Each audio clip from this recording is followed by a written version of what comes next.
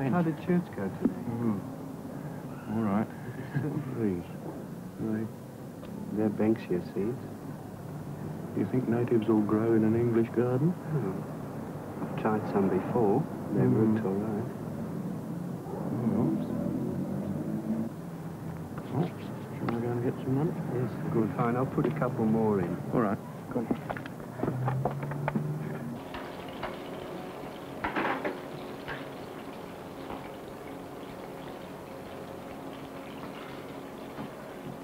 Yeah, I'm glad I've planted those seeds. Yeah. What can I do? Do you want some eggs? Yes. Get some for you?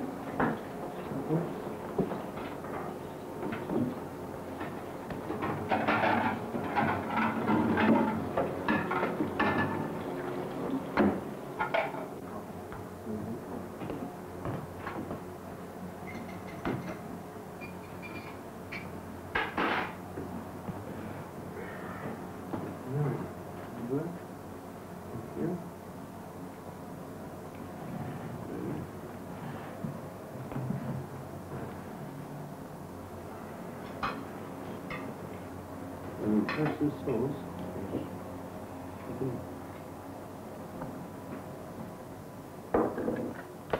How long have you two been living together? 5 years since we first moved together. We've known each other for 6 years. How did you meet? We were introduced by a friend who met Peter first and was already a friend of mine. And what attracted you to Peter in the beginning?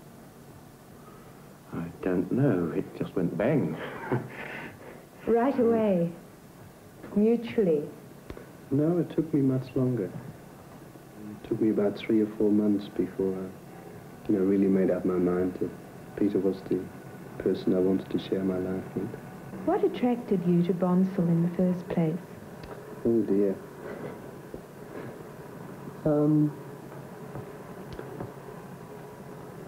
I've thought about this quite a number of times, and I find it sort of terribly difficult to put it in words.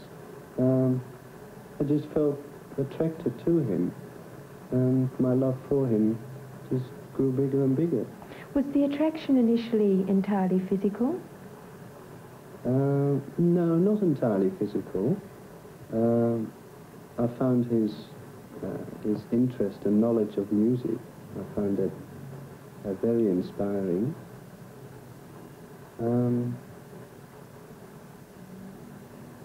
Has your feelings towards him, have they changed very much since the first time you met him? Yes, I feel that they're much more mature now than what they were in the beginning. It sort of was much more emotional, the first year or so. This has settled down into a steady, understanding relationship. A happily married couple? Yes, you could call it that. What was the essence of your attraction to Peter when you first met him? It was a joy to meet somebody not only whom I could bear to look at, but somebody to whom I could talk and What do you share. mean bear to look at? Well, I thought he was rather good looking. I still do. We've both aged since then, but he's wearing very well. I found that principally I was able to share things with him for a length of time that I hadn't found possible before. I'd given up looking for him. I'd given up looking for the lifelong steady. I'd had a couple of goes at it, and they both failed. And I had thought, well, this was it. Maybe with the anxiety of looking gone, I was left more free emotionally to be able to find. People usually imagine that if two homosexuals live together like a married couple, that in fact it mirrors a heterosexual relationship, that one of you adopts the dominating role and the other one is the housewife in the kitchen. Does this apply in your relationship? I would say not. How do you divide your roles in the house? They would be divided by ability, I would think. You know, if one's good at cooking and washing, well, he does that. So how do you in fact work it out, you two? What are you good at? Well, I'm stuck with the cooking, which I don't always like, but seeing that I'm the best at it, I have to do it. The financial matters of the household, I control that. Is this related to your work? Are you working in an area that would make you particularly good at handling the books? No, not really. No. What sort of work do you do? I work in an office as a clerk. And what about you, Bonsall? What sort of work do you do? I'm a secretary in a church. What does this mean? Well, it's fairly unusual, of course, to find a male doing this, I suppose. But largely it means that I keep the affairs of the church running while the clergy are away. There's always somebody in a specific place in the church that people can come to. Have you always been interested in religion? I think I have. I went through all the usual Sunday school things, and I suppose from the age of 4 I've been connected with the church. There are times when I probably would have let my connection go because of various personal things that had happened to me. Did you ever think of becoming a clergyman? Yes, I got to the stage of theological college and spent some 18 months there. I was perfectly happy, but those who'd organised for my training weren't, when questions were asked about my homosexuality, and I had no problems about telling them, yes, I was a homosexual. I think I was expected to back down on this one, but after a lot of thought and prayer, I couldn't back down on it, and had to stick out and say, well, the thing that I want to do is to live with the man I love. And I've kept this ever since. And on those grounds, though, it was found that I wasn't really suitable. Does your church regard you officially as a sinner? Yes, I'm regarded as a sinner, but only insofar as every human being is regarded as a sinner. I've fallen from grace, or the way I prefer to look at it is that I lack the grace which I find in God and in Jesus Christ, and I don't think, in my mind at any rate, that my homosexuality does anything more to me to make me a sinner than I'd be a sinner if I were proud, or because I am proud, and because I'm lustful, and because I'm a backbiter. You certainly present a picture here of a very happy couple living in a nice house and so on. The one thing that does seem to be missing is children. Is this something you ever talk about? Would you like to have children? It doesn't concern me. I think Peter is very interested, or would be interested in adopting children if it was possible. I would, yes. Why? I think it's vanity, because I feel that I have some rather beautiful ideas which I would like to pass on. And, of course, from that sort of feeling, I don't suppose it matters much whether they're actually my children or not. If you were allowed to adopt children, do you think you'd really be a suitable home for them? Yes. Why? Because we're a loving couple. I don't see why a single person shouldn't adopt children, or a child. Maybe children is expecting too much of one. Do you think that one of the reasons why there's hesitancy in society about the idea of homosexuals being allowed to bring up children is that a lot of people confuse homosexuality and pederasty, or people who attack small children? Have you come across that as a common myth? Most certainly. The cases which ever come up about young boys being attacked by homosexuals is very low indeed. Perhaps equal to little girls being attacked by heterosexuals. And then after all, there are more heterosexuals than there are homosexuals. So I would think the proportion is very, very small. Is the physical expression of your love for each other confined entirely to a sexual relationship, or do you get the sort of pleasure that other people get out of just being affectionate towards each other? I think it's made more difficult in our case. For instance, for us to walk hand in hand through the city would be fairly difficult and restrictive. When we say goodbye, when we go to work on the street, it would be fairly difficult to give each other a goodbye kiss. Such restrictions make our lives fairly difficult, I would think. You would really like to be able to walk down the street hand in hand? Yes, yes. And we do, on occasions. We're not always free to do so. And we do kiss each other goodbye in the street when we part. But it's taken some practice to make this natural. It was a very conscious act at first, and to our surprise we found that nobody takes the slightest bit of notice. And we're pleased about this, and now we're able to do it naturally. But it was a big jump to get to that stage of being able to do it. We started in the top of a bus, and a conductor who was looking at us looked straight past us and didn't see a thing. This was the first occasion. We'd, you know, expected the top to blow off the bus or police whistles to sound at least. Or him to come and join in. Yes. But we were just left on our own and nobody worried. And now we're just able to do it quite naturally, I think. Well then, in fact, it isn't society that's preventing you from doing this normally, but your own inhibition. Oh, yes, I agree. It takes... Nobody's going to come and arrest you. Well, there is the possibility of being arrested. For instance, if you would kiss in Martin Place, this is, you know, just pointing out one where you could kiss each other, you could be arrested. I'm not saying that they would do it, or they haven't done it to us so far, but it is possible, which somehow creates an inhibition, I would think. Have you ever come across open antagonism in public from people who realise that you're a homosexual, though? I mean, have you ever been involved, for example, in physical violence?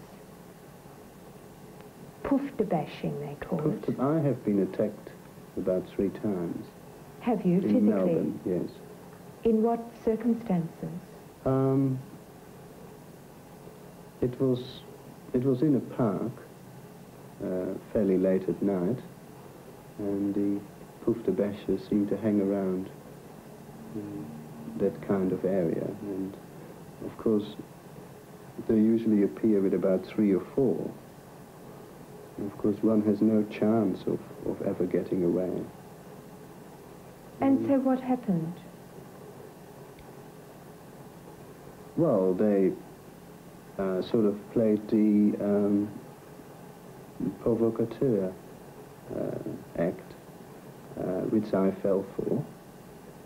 And as soon as there was some kind of action from my side, another 3 jumped out of the bushes and grabbed me and bashed me up. And,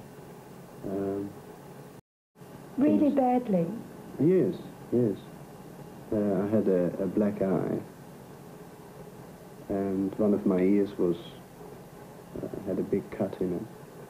And of course, not so much the physical side, but the emotional side was the worst part to get over. You know, fear that, you know, wherever you go in dark, you might be attacked by somebody. But don't homosexuals to some extent invite this kind of thing by the fact that they wander around parks at night looking for partners, and that they go to public toilets looking for partners at night? Isn't this, in some sense, something that they call upon their own heads? But what other places do homosexuals have to meet? I only know of perhaps 4 or 5 bars in all of Sydney where homosexuals can meet. Bonsall, before you met Peter and started living with Peter, you said that your life consisted of a series of casual affairs. In fact, how did you find partners? Was it through the public toilet network? Yes, yes. I've never been a gay bar drinker. Why? I don't really know. It was possibly some sort of fear or guilt which made me go to some quiet, dark place instead of into a place where there were others. Whether they were homosexuals or not, as they would be in a gay bar, didn't affect me. I don't think I wanted to show my face. Because of guilt feelings? This may well have been guilt, yes. I was not at that stage completely free within myself as I feel now. I think this freedom from guilt has come largely as a development of my Christian faith, and also very largely with the knowledge that true love is attainable, as I found it in Peter. Peter, do you wish you weren't a homosexual? No, I feel I'm very well adjusted to the condition, if you can call it that. No, I don't, of course, know what it's like to be a heterosexual, so...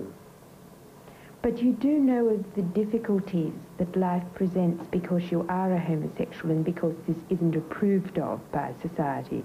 What are the worst of these difficulties? The worst of the difficulties, I would think, are that homosexuals are nearly always regarded as one being the passive and one being the active member of a relationship, which I feel is quite wrong. And do people assume that you're the passive one because you're quieter than Bonsall? Yes, I am sure that... Do they? That, yes. Oh. You didn't know that? Well, this idea of activity and passivity never enters our relationship. What about physically? Well, I suppose it does there, but there's certainly no fixed role. Sometimes one of you adopts the active role and sometimes the other. You yourselves, in your physical relationship with each other, have a mutual relationship rather than one always taking the dominating role. Why do you think that people assume this? I don't know. Well, from their own situation of a man-woman relationship, I suppose that they can only see it from that sort of angle. Do either of you feel feminine in any sense of the word? No. Do you regard yourself as masculine? Oh, definitely. Yes. People often think of homosexuals as being very unhappy and frustrated people. Do you regard yourself as being happy? Yes. I do. Yes. Certainly. Yes. Why do you feel happy? I measure that against perhaps heterosexual couples and see how happy they are and what they do together, and create together. And that's how I measure. That's how I feel. I know that I'm happy.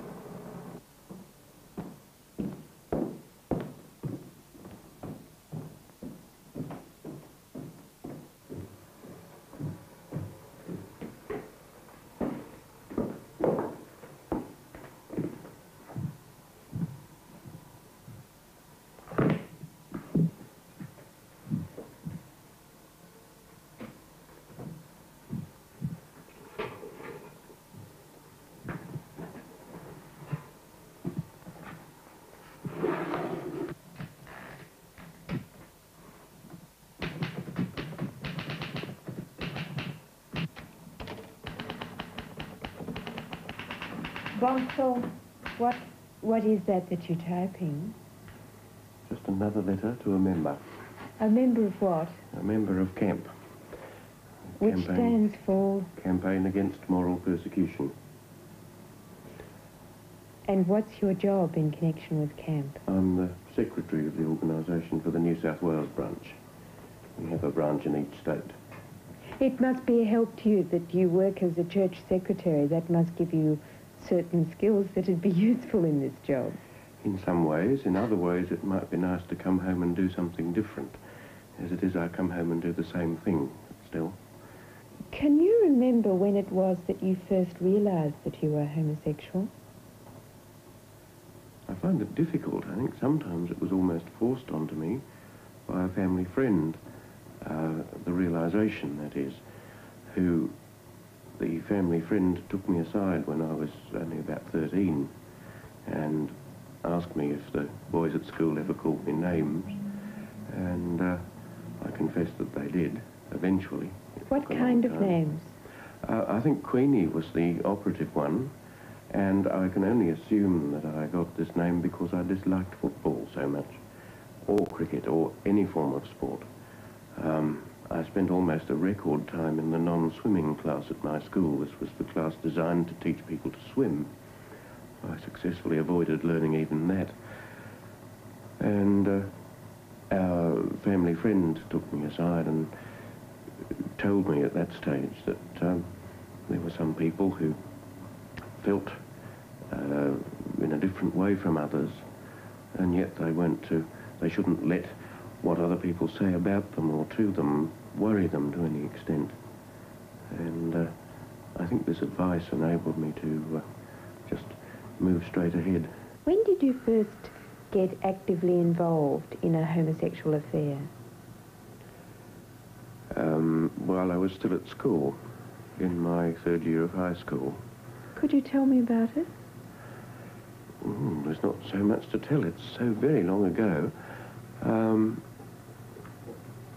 We used to just spend all the time that we possibly could in the company of the other, and this included, as often as possible, sports afternoons.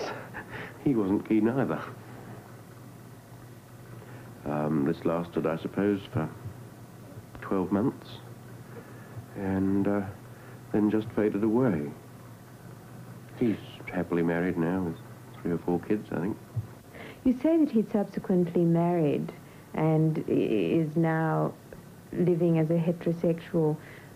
A lot of boys go through a homosexual phase like that. Do you think that was true of him? I think so, although it's almost impossible for me to tell because I haven't really had any close contact with him since school days. Why do you think that for you this was more than a phase? Simply because it didn't stop there. And I've continued from then to seek this sort of relationship.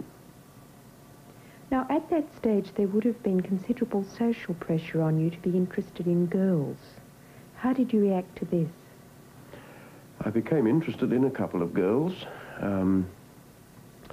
probably in response to this social pressure, but I have become, and probably remain, particularly adept at sidestepping that particular issue, on the social level at any rate. What happened to the relationships that you had with these girls?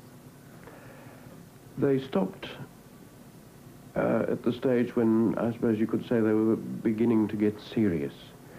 As soon as matrimony raised its head, or the idea of a physical expression of what we were saying to each other about our feelings, somehow the interest went. I don't think I was afraid, although I may have been.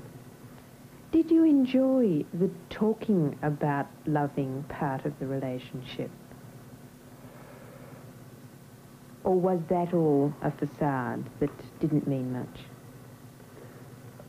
No, I must have enjoyed it, I suppose, because it did mean quite a lot.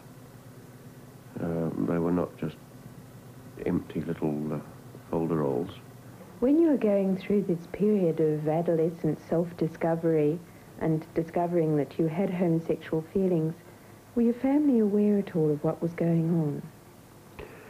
After I left school, I went overseas with my parents.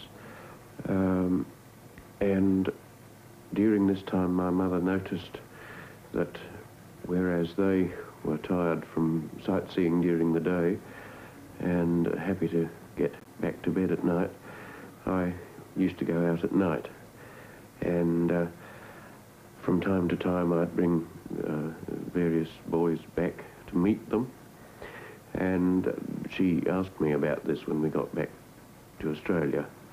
And I explained to her that it was because I was a homosexual and that I had been just sort of doing probably the sort of things that I may have been doing without her knowledge previously. Since this time, she's made a jolly good fist of understanding me completely now. How did she react at the time? She was upset. I think that she may have felt that this reflected somehow in the way I'd been brought up, that there was something wrong with me. I imagine also that she hoped that I would grow out of whatever it was, but over the years, of course, it became rather more obvious that I wasn't going to grow out of it. And she has gradually accepted me more and more, particularly since I've known Peter, and she's been able to see a stable relationship. There are a great many theories about why somebody is a homosexual and why other people, the majority presumably, are heterosexual. You must have thought about it a lot. In your own particular case, is there any explanation that you can think of that has made you become one of a rather difficult minority to belong to?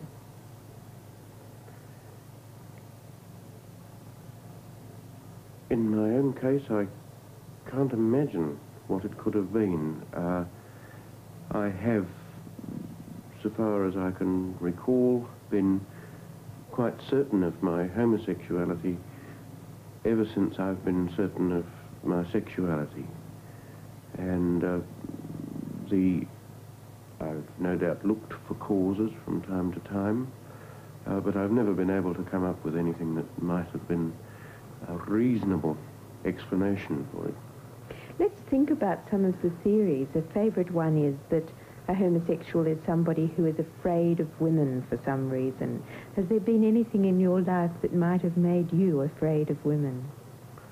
I don't think so. I seem to get along with them both socially and as relatives and close friends quite well. Particularly well, I think. And then others look for answers to the question in the family structure. Was there anything particularly unusual about your family? Nothing at all unusual considering the time, and this was during the Second World War. My father was away from the family. I'm an only child, and my father was away from my age of 2 until I was about 6, I think. This may fit in with one of the little theories, but I did have male grandparents who were very close to the family, and so I was certainly not brought up in an entirely female surrounding. What about your relationship with your mother? This is something that people always ask about, I suppose. Well, I'm not frightened to say that it's a very close one. Always has been, and I think possibly since my father's death has become even a little closer, in that we too are now the only members of our particular family. This, of course, leaves of all the theories the other main one, that there must be something genetic about it, that there must be something actually physiological that makes you different. Do you have any reason to have an attitude to this particular theory?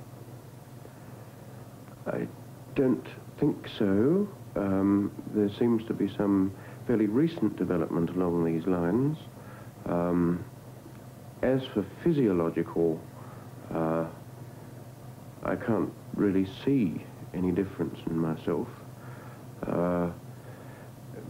So far as any biological difference maybe would be concerned, well then I wouldn't be able to see it anyway. But the field is still wide open, of course. Does the question interest you anyway? The question as to why? Not particularly. I, like most people, have my time cut out living now, and not pretending to be an expert in that field. I just sort of leave it be. You're aware of the fact that by declaring your homosexuality publicly, that under the law of this state you could be prosecuted. Does this worry you? I'm not sure that I could be prosecuted for a mere declaration. I could be prosecuted for, say, the physical activity in which Peter and I indulge, even the fact that we like to hold hands in the street, and that we may kiss each other, even just in passing, in public. This, of course, leaves one open to prosecution. But I think the fact of a mere declaration wouldn't do this.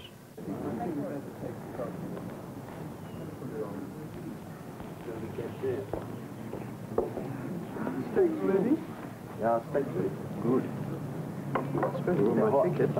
Thank you, that's enough. Yes. To prove our paid for it.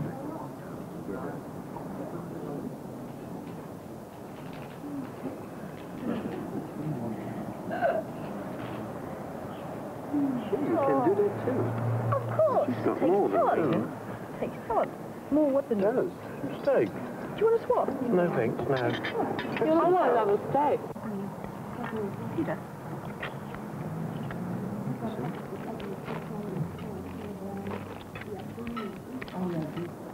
Very good. Bonsall, this is a beautiful old house. Does Camp own it? No, we don't, unfortunately. It's only rented. $100 a week. Did you have any... You must be rich. You're kidding. Did you have any difficulty getting it? Did the neighbours complain about a homosexual group coming and living amongst them? No, the fireman next door, there was a newspaperman came up from Melbourne, from the Melbourne Truth, and he wrote a story on a party here, it turns out here. There's a fire station next door. Yeah, there's a fire station. And the lead in for the story was the heading, "The Night the Fireman Called Me Sweetie." There's also a police station across the road, and the Police Boys Club.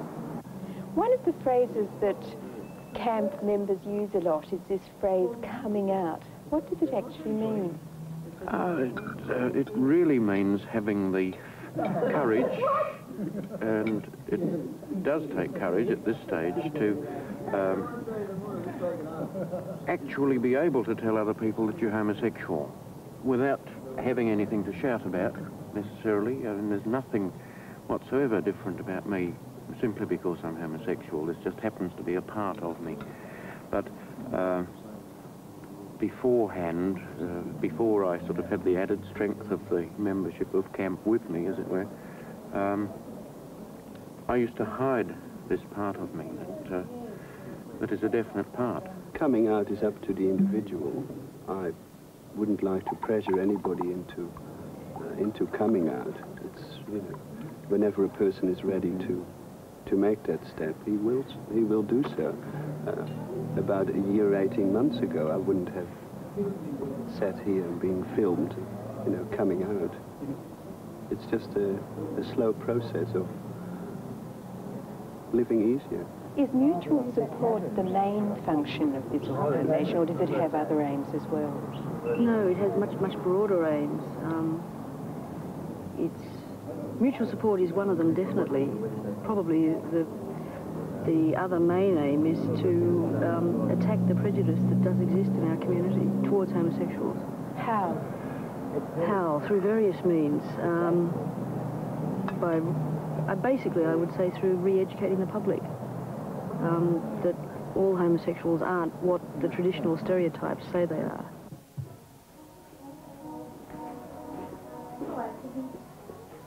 Yeah, I saw Andy this morning.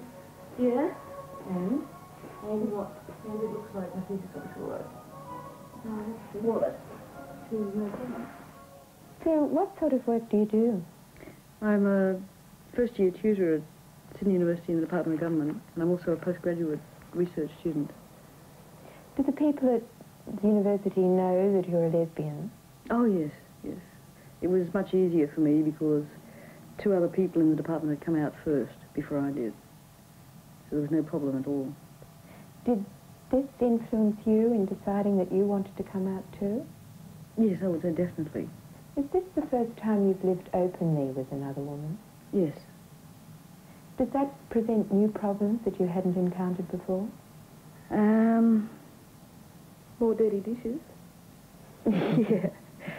Besides that, yes, I don't think all of the neighbours and the people that live around here know. Some of them do. Some of them don't yet. Do you think that might create problems if they did? Different sorts of problems. There has been some sort of aloofness with some of the people that are concerned, that live around here. Other people sort of look at me as if they should feel sorry for me. They feel terribly sad about the fact that I'm a homosexual. Is the possibility of pity the worst thing about having to adjust within a world that expects you to be living with a man to a situation where you're living with a woman? Pity is one of the things. Some of the reactions that I've had is, and some of the other members of my family have had, is that people have reacted as if there's been a death in the family when they found out that I was homosexual. That's pity. And they treat me with tolerance, which is different from acceptance. There has been, I think, possibly, from a homosexual's point of view, the worst reaction that they could receive would be rejection from somebody that they've known and liked for some time and thought that this other person really liked them as well. Gaby, have you encountered any difficulties through living openly with Sue? One of the difficulties is my parents, who I haven't seen very much of since they found out. There hasn't been very much communication. The fault is through both of us because my parents want me to see a psychiatrist now that they have been confronted with it because I am living with Sue. And they're sort of waiting till I see a psychiatrist and not talking about it. Are you going to go to a psychiatrist? I'm going to go to a psychiatrist, but only if my parents will go, and they've agreed to go because they think it's a deep psychological problem. But I sort of feel that it's more of a problem between the communication with the people rather than homosexuality being the problem. That's not it at all. Do you know anybody who's undergone aversion therapy for their homosexuality? Yes, several. They're all men because they don't use aversion therapy with women. Why? Why, I don't know. Possibly one explanation is that they don't have the same objective measures of sexual arousal for women that they do for men. Oh. It's true. Also, society in general is not as concerned about female homosexuality as it is with male homosexuality. A lot of people think that it doesn't exist anyway. Like Queen Victoria. That's right. They don't believe that any 2 women can have any sort of sexual relationship without a man. That's the male ego. Why do you think that men feel that way? Because they want to. Possibly just an expression of male chauvinism. That, you know, you cannot have a satisfactory sexual relationship without a man. How do you have a satisfactory sexual relationship without a man? Well, there's lots of different ways that people can express their affection for one another, their love for one another. The sexual relationship is only one aspect of this. Some people think that the reason that women are lesbians is because they've never really had the opportunity to be anything else. That women who are butch and tough and prickly with men never have the opportunity to have a satisfactory relationship with a man anyway, and so they have to turn to women. I think this is the argument that homosexuality is a poor substitute for heterosexuality. If you can't get a man, you get a woman. And I think that's absolute nonsense. Why do you think it's nonsense? Because it assumes that people are born heterosexual, and that if they can't be satisfactorily heterosexual, they will be homosexual. And I just don't think that's true. I think people are born sexual, full stop. And the only reason that people turn out to be either homosexual or heterosexual is because of conditioning. Our society conditions most people to be heterosexual. In these days of women's lib, it has been suggested that some women become lesbians as a way of rejecting the sort of role that men impose on them in a social rather than a sexual sense. Do you think there's any truth in that? But I think it would be silly if women rejected men outright, because they have to work and live in a society in which men also exist. And as far as roles and stereotypes are concerned, men need liberating as much as women. And you can't have one without the other. How do you regard your prospects for success in this campaign, Bonsall? Do you feel optimistic about your achievements here as a group? Yes, I do, because I've seen what has happened to individual homosexuals as a result of the campaign. I wouldn't like to forecast any more broadly than that, although I do think that there will be a sort of public education that will go on, largely because of our willingness to express ourselves fully in the community, which cannot but show the community that they have nothing to fear. In fact, they have everything to gain for allowing the people in their midst, be they homosexual or black or yellow or purple, the right and the ability to live their own life to the full.